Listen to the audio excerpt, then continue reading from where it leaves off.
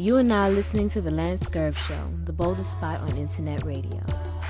Rachel Dolezal, on the brink of homelessness, refuses to admit wrongdoing 2 years after scandal.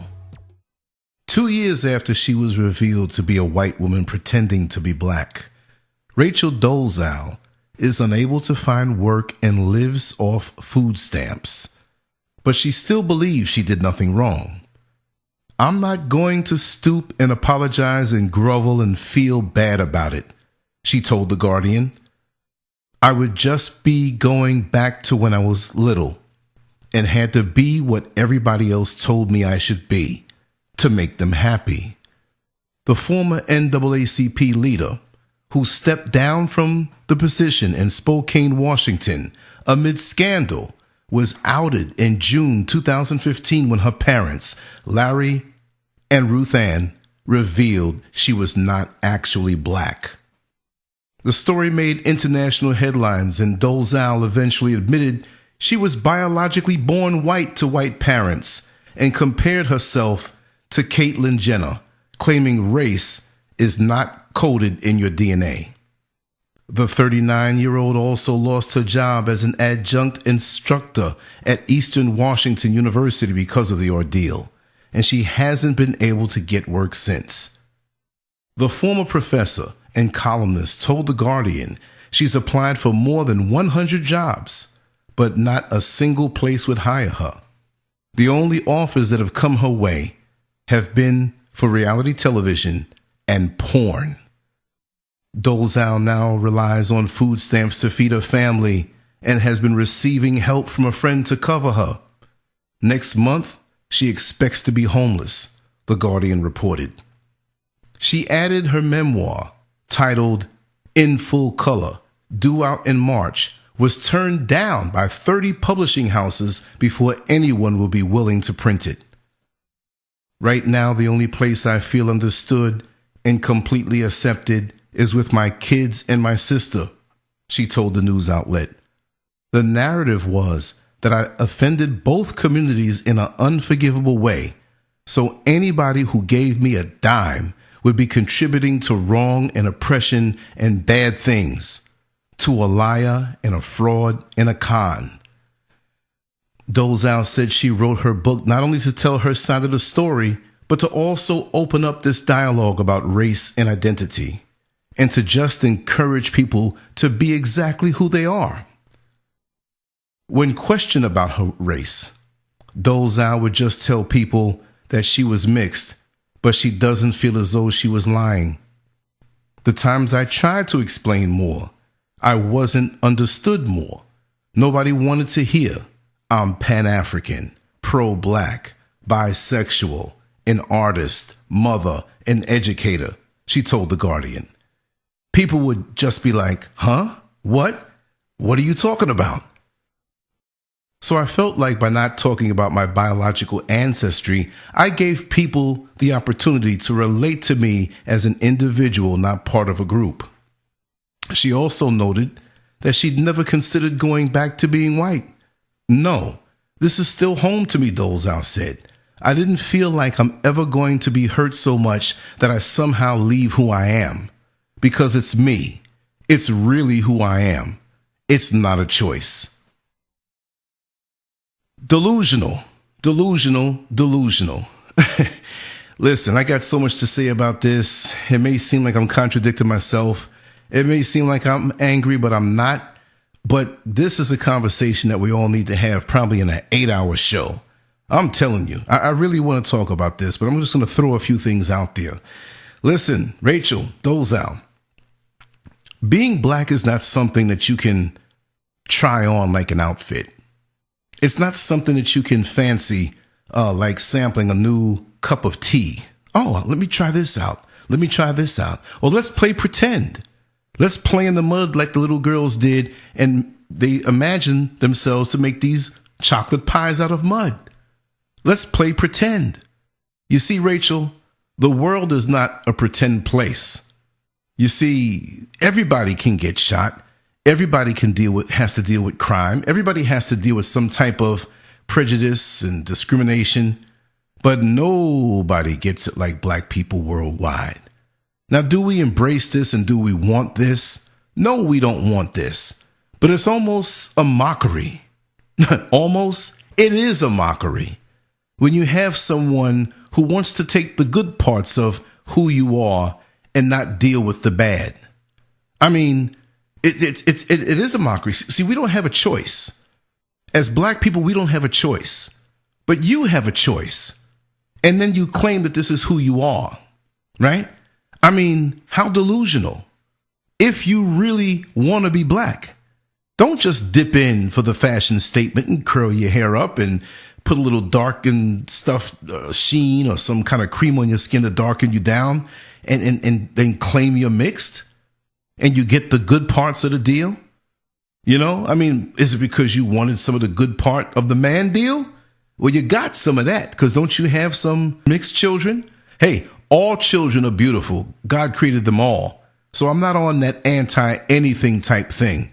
But you make it seem as though people are wrong for stating their opinion and letting you know that this goes deeper than just lying about your race.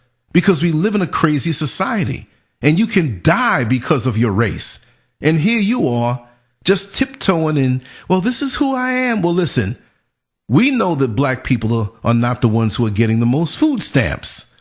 We know that black people are not the ones who, across the board by numbers, are lazy or dumb, right? But you're sure getting a Wigger wake-up call by being on food stamps. The same stereotype that they give us. Oh, they're all on welfare. They're all on food stamps. Well, you know what? Live the stereotype. Live it and taste it. Now, that's not being black. But by someone else's stereotyping of us, to them, that is it. So take that version of being black and enjoy it. Because you know what? We're more than just a fashion statement. We're more than just a how can I put it? A phase. You swear up and down that this is who you are. But I do believe you're delusional because you're not that.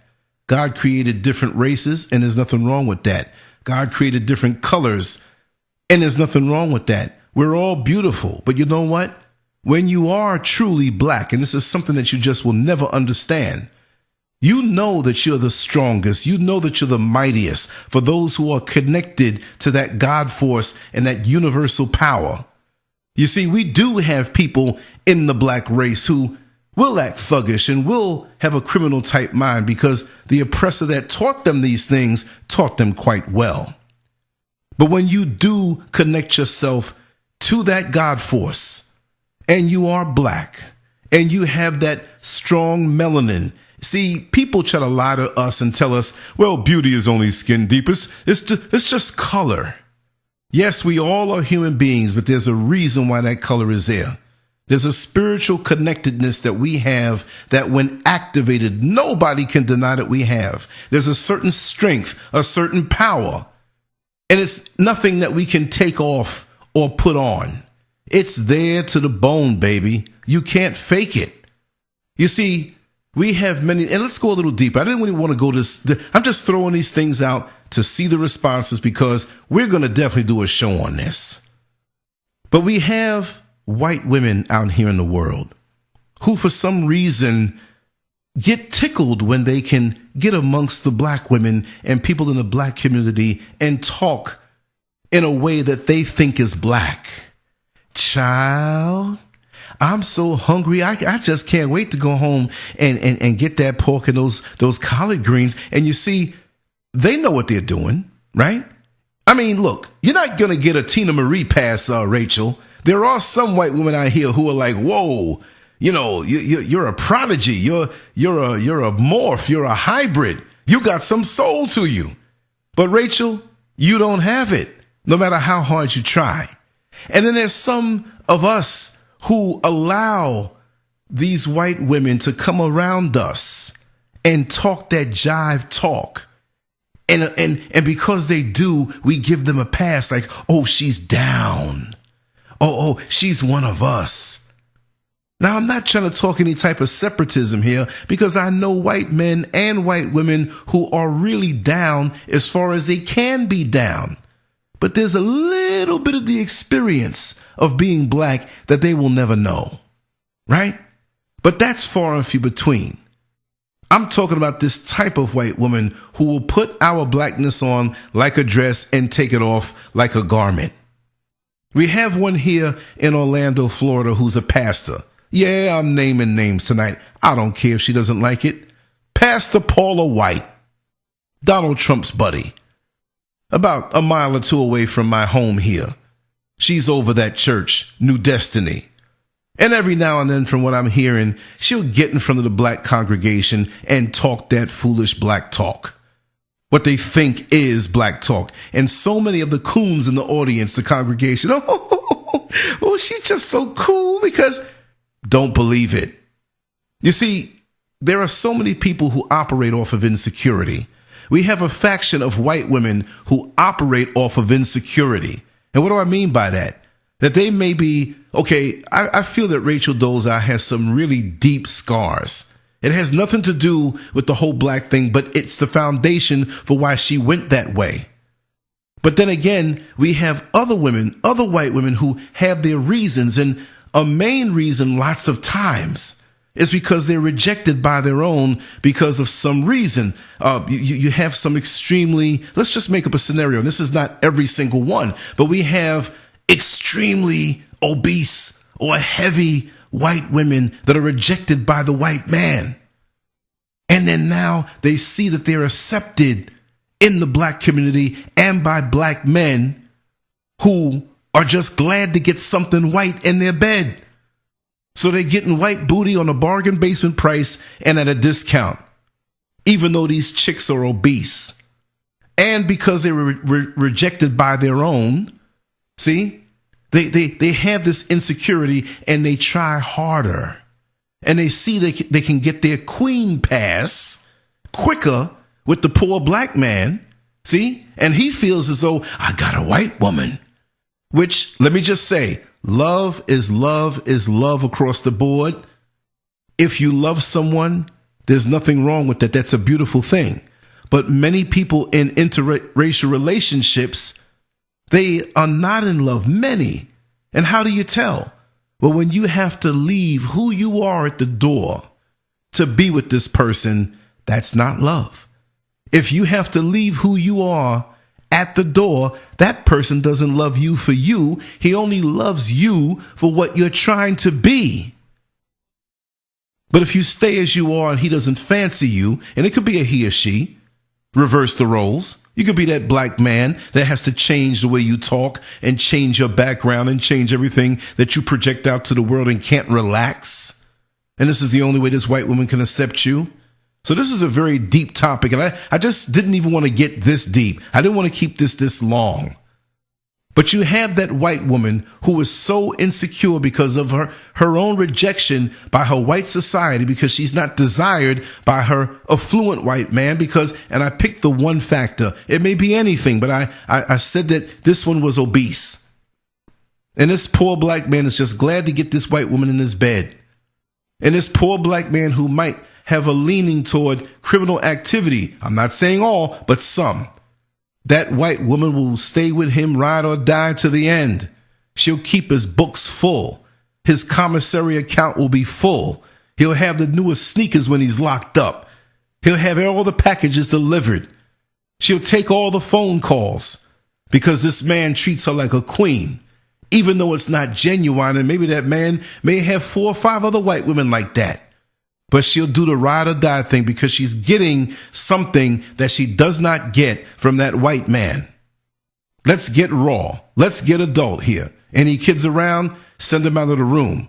That white woman at the snap of a finger, because of her insecurity, will drop down and give that black man head anywhere he wants. He could be stuck in traffic. He could be crossing the street. He could be on a yellow line in the middle of rush hour traffic, 5 o'clock in the evening while the evening news cameras are rolling, and she will do it. That's her insecurity coming out in the form of what she says is loyalty. So you have these women out here that for whatever reason, they want to change who they are because they weren't loved the way they were born. And they'll come up with all types of fairy tales. to justify why they are the way they are. You can't change yourself. And yes, we have many black women who do the reverse, the same thing for different reasons. But they're doing it more out of pain and frustration and wanting to make it in the world. The bleaching problem that many of our sisters have, bleaching their skin and lying to themselves and saying, well, you know what? I have a blotch. I have a darker pimple here. So they bleach their whole face. And why are they doing this? Because they feel if they're lighter and closer to white, that they'll be more successful, more acceptable. They'll get the better job. They'll get the better man. They'll have a better life. I'm not going to touch the hair straightening. The sisters are going to jump me, but y'all know how I feel about that. You're beautiful as you are. Why do we have to change ourselves? I understand why sisters who have been downtrodden and beat down by the standards, the unfair standards of this world, I understand that. I understand the pain of being black in this world. But I also understand the joy of being black. And you know what? I wouldn't trade it for anything else in the world. But since Rachel Dolezal now wanted to be black so bad, and she lied about it, that is a character flaw. You lied about it. You insulted the very God who made you because he made you to be a certain way, and you can't accept it. So you figure you'll live this fairy tale. But the fairy tale's now over. You're almost homeless. You'll only get offers for work in reality TV shows or porn where they can exploit you. Now you're feeling the pain that many black women feel. For real, as Brother Holler would say. And you know what? Now that you got your Wigger wake-up call, you need to enjoy it, taste it, absorb it, and understand that that reality is a reality for many of us, whether we like it or not. And unlike you, Rachel Dolezal, we can't take it off and put it on at will. It's a phase for you, but for us, it's a way of life. And now maybe you won't ever be able to come out of that now because you've been labeled. You rejected your white privilege. And when you reject the white privilege, you might not get it back.